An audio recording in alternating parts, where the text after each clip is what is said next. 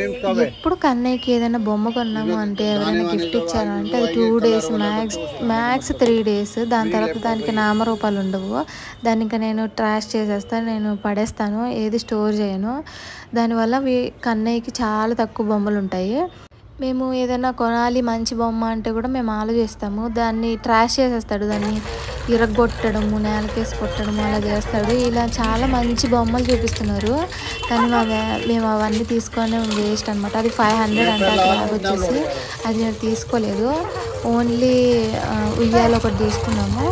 ఇంకా నార్మల్గా ఏదైనా బాల్స్ అలాంటివి తీసుకుంటాం కానీ కన్నయ్యకి ఎవరైనా గిఫ్ట్ ఇచ్చినా కూడా అది 3 డేస్ కంటే ఎక్కువ ఉండదు. ఈయన బర్త్డే గిఫ్ట్స్ కూడా అన్నీ ఇంట్లోనే ఉన్నాయి.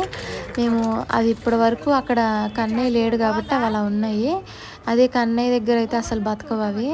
ఇంకా ఉయ్యాలు తీసుకున్నాను. సైకిల్స్ కూడా చూశాను కానీ నెక్స్ట్ టైం తీసుకుంటాం, ఇంకా కొంచెం ఇక్కడ ప్లేస్ ఉండదు. చాలా బాగున్నాయి ఇక్కడ బొమ్మలు కానీ కన్నయ్యకు అసలు ఆయన ఉంచాడు. ఎవరి పిల్లలైనా ఇంతే కదా. చాలామంది మంచిగా ఆడుకుంటారు, ఈయన గిన్నెలతో తప్ప అసలు బొమ్మలతో ఆడడు. డిఫరెంట్ బేబీ అసలు. ఓన్లీ ఉయ్యాల కాబట్టి ఇప్పుడు అది బతికింది. మీ పిల్లలు కూడా ఇంతేనా? కామెంట్ చేయండి. బాయ్.